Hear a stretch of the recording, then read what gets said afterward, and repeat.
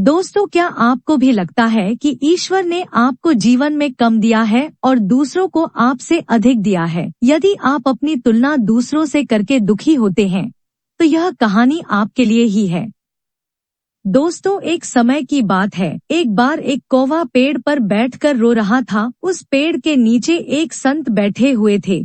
तभी उस कौवे का आंसू संत के ऊपर गिरा और संत का ध्यान उस कौवे पर गया। संत ने कौवे से पूछा, क्या बात है मित्र, आप रो क्यों रहे हैं?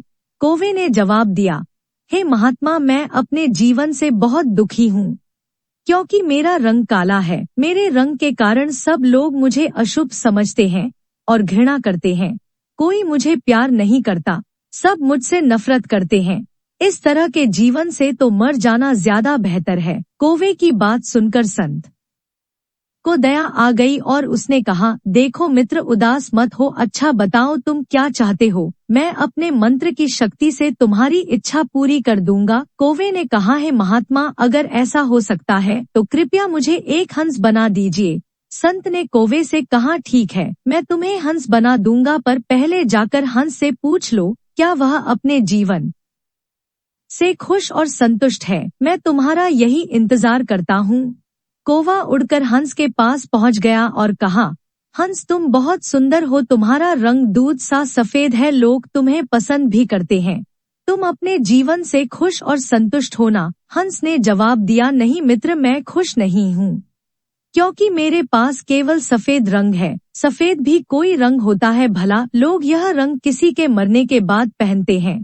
मेरे ख्याल से तोता इस दुनिया की सबसे खुश और संतुष्ट चिड़िया है, क्योंकि उसके पास प्रकृति के सारे रंग हैं। काश मैं तोता होती। यह सुनकर कौवा उड़ा और तोते के पास पहुंच गया और कहा, तोता, तुम बहुत सुंदर और रंग बिरंगे हो। लोग तुम्हें पसंद भी करते हैं। तुम अपने जीवन से खुश और संतुष्ट होना। तोते ने जवाब दिया, नहीं मित्र, मैं खुश नहीं हूँ, क्योंकि मुझे भी ज्यादा रंग मोर के पास है। मेरे ख्याल से मोर इस दुनिया की सबसे खुश और संतुष्ट चिड़िया है। काश मैं मर होती। यह सुनकर कौवा उड़ा और मोर के पास पहुंच गया और कहा, मोर, तुम बहुत सुंदर हो और तुम्हारे पास प्रकृति के सारे रंग हैं। लोग तुम्हें पसंद भी करते हैं।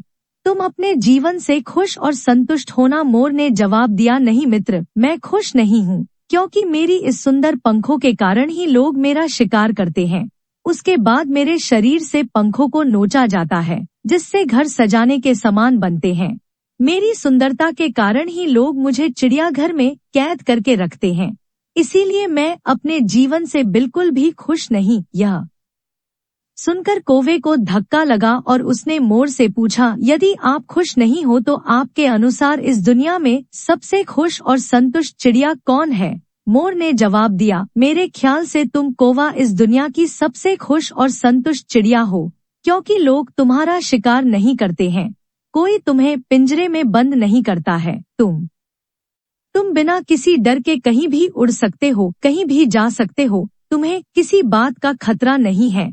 काश मैं भी कौवा होती। यह सुनकर कौवा उड़ गया और संत के पास आकर कहा, हे महात्मा, मुझे मेरी गलती समझ आ गई। अब मुझे कुछ और नहीं बनना है। मैं जो हूँ उसमें ही खुश हूँ।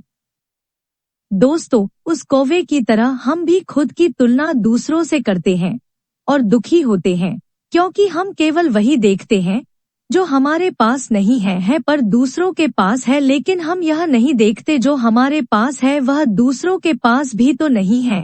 दोस्तों, याद रखना, जीवन में आपको लाखों लोग मिलेंगे जिनके पास कुछ ना कुछ आपसे बेहतर और अधिक जरूर होगा। यदि आप हर किसी से तुलना करते रहोगे तो हमेशा दुखी रहोगे। इसलिए खुद की तुलना दूसरों से मत करो। यदि करो तो खुद को दूसरों से बेहतर बनाने के लिए करो, जैसे स्कूल या कॉलेज में पढ़ाई करते समय किया करते थे।